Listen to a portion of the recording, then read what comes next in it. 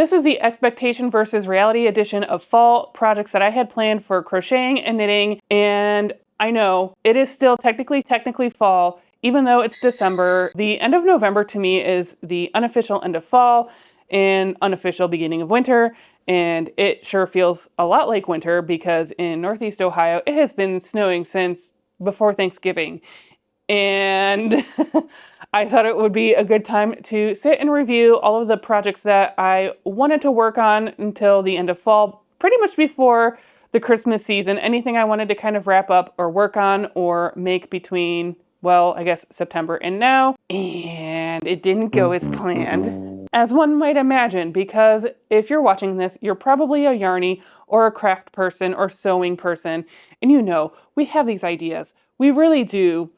And somehow time just eludes us. The whole, time blindness is a real thing in the craft world, at least for me. I think that's true for many people because I know I've been real guilty of, crocheting or knitting into the wee hours of Christmas Eve before I went to give a gift. And I know I'm not the only one. So my goal was to wrap up some of these other projects before the Christmas season. Granted, I did kind of want to limit my Christmas crafting, knitting and crocheting, that sort of thing. So I don't hopefully end up in that position this year, but it's starting to get a little bit sideways already. Actually, the first project that I talked about in my, what I completed all summer long and my fall knitting and crocheting plans was a thread crochet doily that I was going to turn into something else. I didn't revisit that. The first pass through was an absolute fail, and I never did get around to getting that feeling of trying it with the non-metallic version of crochet thread to see if it drapes better than the original one that I had attempted, because I thought for some reason metallic would be a fun addition, except that it really drastically changed the texture of the finished fabric. So I guess really the next thing that I talked about was this, my Grayling V-neck sweater. I did decide to go ahead and add the ribbed collar because it was just feeling like it was losing some structure and I was constantly having to pull it up so my bra straps wouldn't be showing. That's just a personal thing for me that I didn't feel comfortable with, and it didn't add like a ton. And part of the reason also was because there are other V-necks in my favorites on Ravelry that don't have this treatment and have more of a raw V-neck edge. So I was totally fine to add this on. And I actually do think it does look nice to have this finished edge. So I'm happy that I went ahead and did that anyway. I do get a lot of wear out of this. It is quite warm, especially in these cold, miserable days. This is the thing to wear. Because, yeah, it gets real toasty real fast. The downside, I will say, I have worn this probably at least once a week since I completed it or close to it. The downside is then because I'm about to be in my mid-40s. I'm turning 44 real soon. And this is not the sweater to be wearing. Now, granted, I cannot predict when I'm going to have a hot flash, but I have been wearing this when I've had one and I was in the car, and then, yeah, that was some motivation to get home a little bit faster that day. So I'm very, very happy with how this turned out. Next up is the second version of the Water Lily top by Olga Poltava. I don't have a try-on for this, which is entirely my fault because I had been on a good trajectory of losing weight. And so then I went, well, the size 7 is getting a little bit big on me. Might as well go down to a size 6. Except then I wasn't so good about watching my weight or anything, or being active, or, eating decently. So I don't have the best hopes of this fitting the way I want it to right now, especially since I did the longer knit rib instead of the crochet ribbing bottom. And this was just inspiration from the video that she did of how her design process. So I still used the Water Lily stitch pattern, created a boat neck, which I did not add any ribbing to.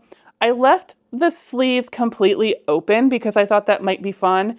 And I do have a camisole top from Torrid that is being shipped to the store. I just have to pick it up when it comes in.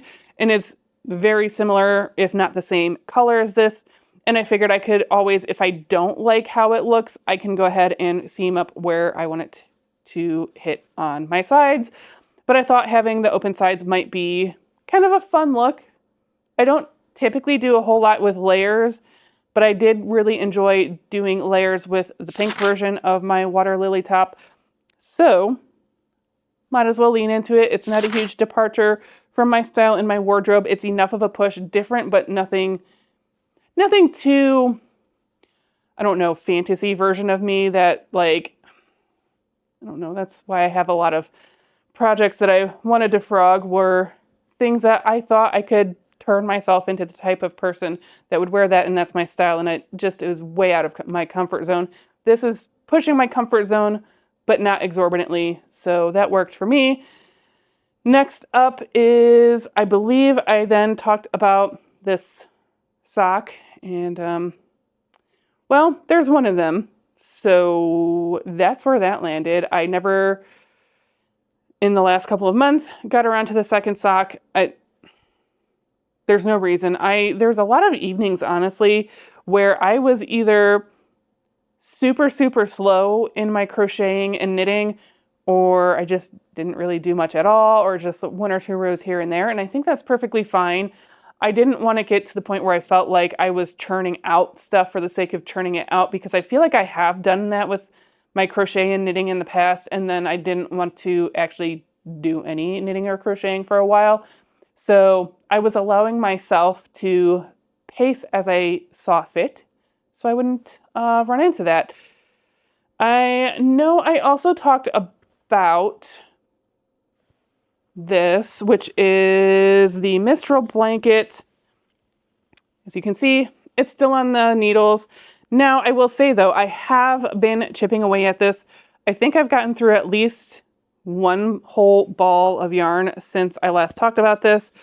There are less than 3 left, and I believe I had initially 8, and so it is coming along, just not as quickly. And even though it is a double-sided lace pattern, meaning there's like an actual chart of both directions. It's not chart and then purl all the way across, chart, purl all the way across on all the even rows. It's charted on the even and the odd rows. It's starting to get a little bit more intuitive, but it's still, not the fastest project, and I'm okay with that. And it's still going to be beautiful when it is done. I will probably just keep chipping away at that during the winter time, and it's, just one of those things where now that I'm back into the groove of it, if I want something that's, I don't know, like it's not challenging, where I don't mind paying attention a little bit if I'm watching, something else in the background. I've been totally fine to, be able to, for the most part, pay attention to what I'm watching and just glance at the chart here and there when I need to, or if I need to remind myself, where I'm at in the repeat. So that's been moving along. The next thing, which was actually a fairly quick crochet project, is this porch goose pattern that I found on Etsy. It is supposed to be made out of acrylic. As you can see, I chose chenille because, well, my local Dollar Tree got in a fair bit of the chenille, and I thought, well, wouldn't that be fun? Well, structurally, the pattern is meant for an acrylic worsted weight yarn, so I'm having a bit of structural integrity issues. So I'm trying to work through that, but it is, by and large, for all intents and purposes, it's finished. It's got the poly bead bottom. I could realistically take this into work tomorrow even and ask my coworker if she's fine with it as is, if she has any ideas for how to get the structuralness back into it. I thought I stuffed like this knot out of it when I was putting the filler stuffing polyfill in, and I don't even think it's necessarily entirely my stuffing job. I just think that down here, again, it was a pattern meant for worsted weight acrylic yarn, and I did not think this all the way through, that it's going to be a little bit heavier, a little bit bigger, a little bit more to deal with. Had I thought about it, what I probably would have done is, if you go into Dollar Tree, there are these rollers where they're like for your hair, but they're sponge and they're bendy. Like, I don't know if I'm explaining it very well.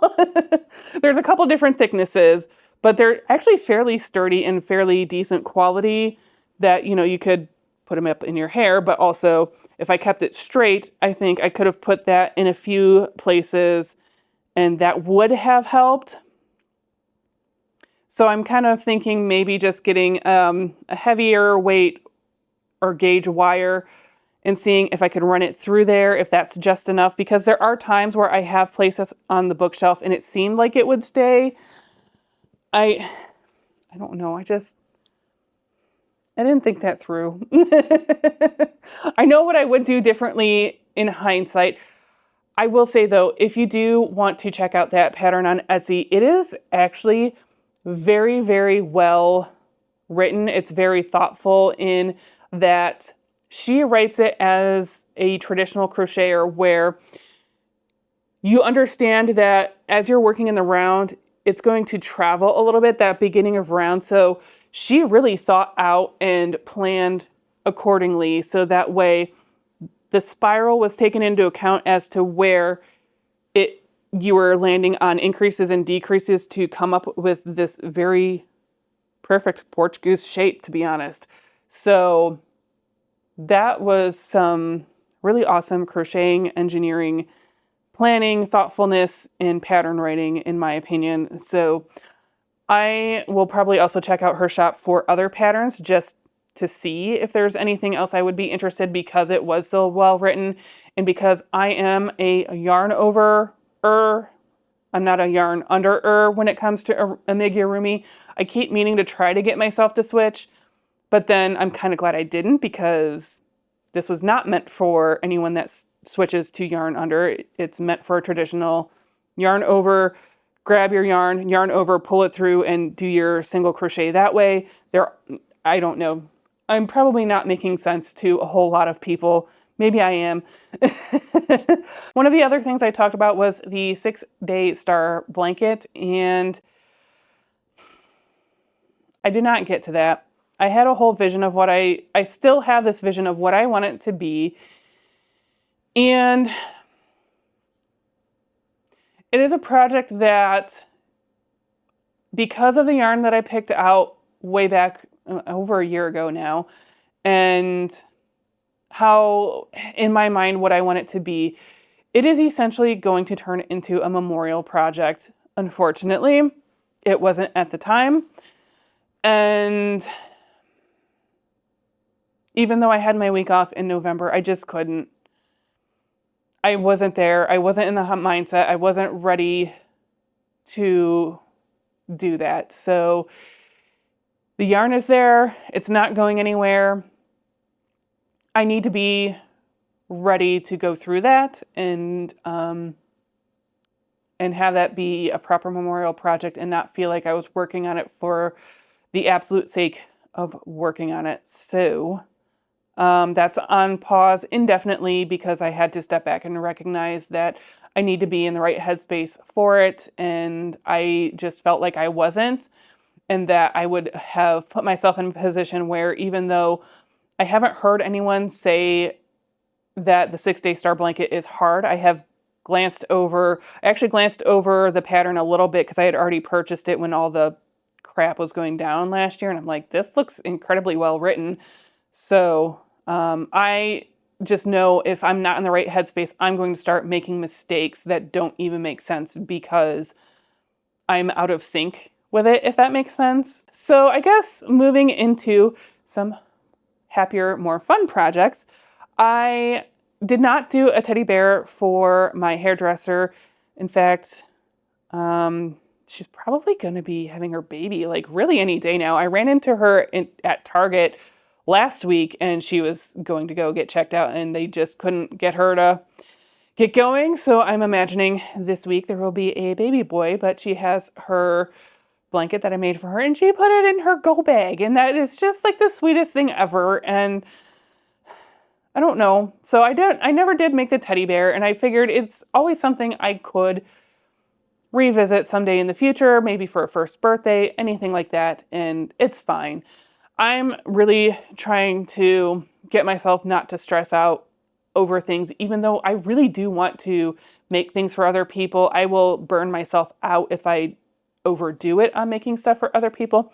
However, in the tone of teddy bears, the one for my very good work friend Ashley, her sister had a baby back in early November.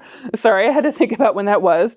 And so I did start that teddy bear, and I've got a lot of little bits and pieces of things. And as you can see, I was working with Bubbly Boucle from Knit Picks, working it double-stranded to get the bulky weight that the pattern was calling for. I don't remember the original yarn it was asking for. And so you could see I had to start marking a lot of my stitches as I was going along because I love a good boucle. I am a super fan of Lion Brand Homespun, which most people hate. I also have always crocheted that on a gauge that's fairly drapey and normal gauge. This is a stuffed animal, so of course your gauge has to be a lot tighter so that, you know, the stuffing isn't being shown through. So this is going to be definitely a labor of love. I'm happy to do it. It's going to be super adorable. This is actually, I feel like there's more pieces, but maybe it's fine. Oh, they're just kind of around. Okay, they just all got caught on each other. So I've got some ears and arms, I believe. It's going to be a lot of work. It's going to be adorable. The only thing I was disappointed in is the original version of this teddy bear that I was thinking of was not this size. It was a bit bigger. And for some reason, there's an issue with the pattern listing on Ravelry that like you can't actually click it to buy it. And I did reach out to the designer. In the meantime, I was like, but the mini version looks so super cute. And I would love to see an infant little baby with a tiny little teddy bear. And I'm pretty sure my friend Ashley would agree. It's going to be stinking adorable. I've also decided to give her a little bit of an upgrade and do the silky polyfill. So there's the standard polyfill that, you know, when you go to stuff it, the fibers and crap get everywhere. There's the premium one that's a little bit smushier, not like a lot, but you don't get all the little fiber bits all over the place. And then there's the silky version, which I have done for one other project so far, and that was my big, giant, spooky girl, we'll say Wednesday inspired sort of thing. And it's going to be nice and smushy and like not quite like a squishmallow, but it's going to be up there. So I decided to just surprise her with the extra squishiness. And because that was the stuffing that I had nearby, I also used it for the next Christmas present, which again, I wasn't paying attention. Well, actually, in this case, I wasn't paying attention. I saw the Etsy listing and bought the first version of the pattern I saw without noticing that there were other sizes of it. So it came out smaller than I thought, even though it is a 7 weight held with a strand of fur eyelash yarn. And I forget what size hook I ended up using. I want to say I ended up using a Q hook, which isn't what it called for, but it's what worked the best for me. And that is Mr. Nugless right here. So because I have enough of the yarn left to go ahead and make the larger version, I did go ahead and download it because it's also Christmas and 25% off of her patterns. It's Etsy, so as much as I am a proponent of paying full prices when you can, that's just what the pricing is, and that's fine. So there's going to be another one about this big, but I then had to order another set of these eyes. So this is going to be for my younger brother, and I don't know about you. I think these bloodshot eyes just make this buddy Nugless little plushie. this is not even something I'm personally into. I just thought it was hysterical because I do know enough of the references. I've watched South Park. We get it. I know. And so I thought it was kind of funny to add that touch. So of course I had to order more of them for the larger version because I felt like he's my brother. I don't mind making, this also didn't really take that long. I don't mind making the other large version of it. So he has a set of these, and then I'll be able to use the orange eyelash one on that one. And so, yeah, this was Loops and Thread Chenille Home. And my particular Michaels had this particular color on clearance. I don't remember the name of it. So my Michaels was getting out of it and getting rid of this color specifically, but I'm sure you could find literally anything else green and it would be totally fine. And this is just the Premier Eyelash yarn. And then because it's not that big, I went ahead and gave him also the super squishy, silky polyfill. So at least my Christmas presents are moving along. I do feel like the smaller teddy bear really just might be it, to be honest, for my friend, unless she's like super disappointed. I don't know. I forgot to run that past her today when I talked to her. I just was not on my mind to let her know where I was at on the teddy bear, to be honest. We were talking about other stuff at work because, you know, it's work. So that's what I have done. I still have a huge frog pond that I've gotten a little bit of a dent into, as I've only really been doing those either the one video where I was uncrocheting and chatting, and then the live stream. So it's probably really just going to be a live stream thing because it's something that is so easy to do while I'm live streaming. And so it could be a while before the frog pond is taken care of. I don't know. Conversely, I could just, you know, I don't want to say snap, but just get in that mode one day and just rip through all of it, because I'm also getting really frustrated with myself and how my craft room is, and that's part of it, because when I'm done, I put it back in there and shove it in there with all the other crap that needs to get taken care of. And so those are all of my fall projects that I guess I did actually make more than I thought I did, because it felt like it wasn't a lot. And it really isn't. It's 4 projects, really, in the scheme of things. But certainly not what I thought. Oh, I think I also had this in my mind. I was going to make another sweater. I don't know. I had jokes. So that clearly also, I didn't even get started because I did want to prioritize this other stuff. And I'm still kind of feeling like that urge to continue finishing off the massive number of whips. So I think that's a good thing, that I still want to focus on all of the stuff that is still sitting in limbo, because startitis can be so freaking for real for me that it's hard for me to stop myself from, you know, starting new crochet projects or casting on new knitting projects, because, you know, shiny new thing, I have to do it. I need to do it now. And then I want to do the other one and this one and that one.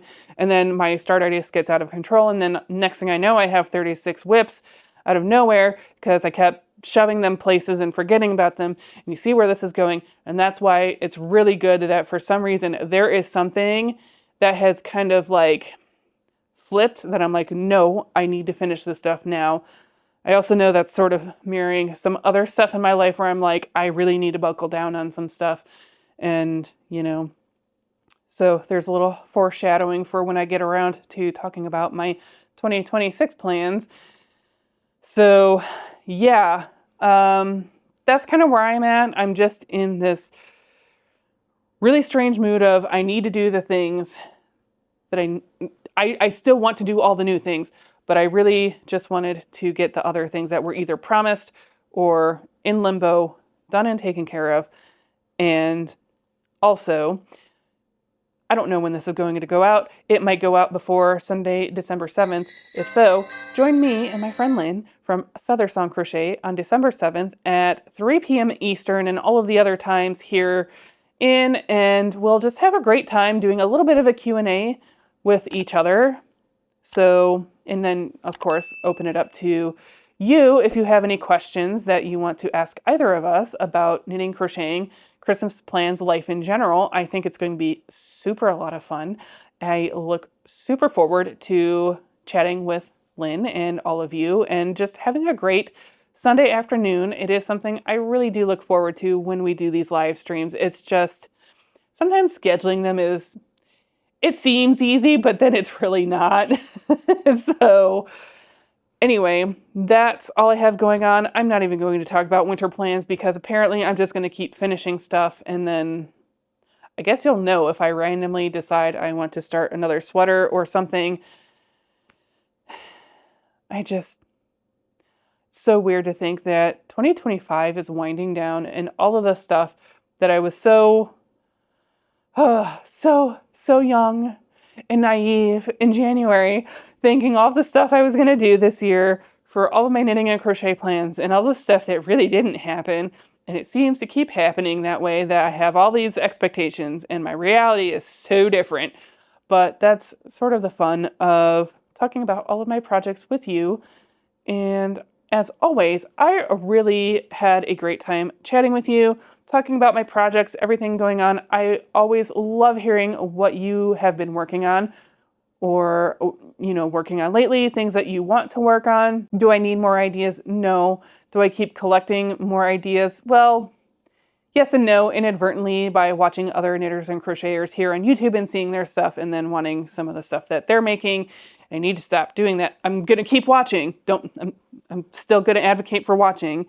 I just need to stop writing down the stuff and going straight to Ravelry and adding crap to my queue.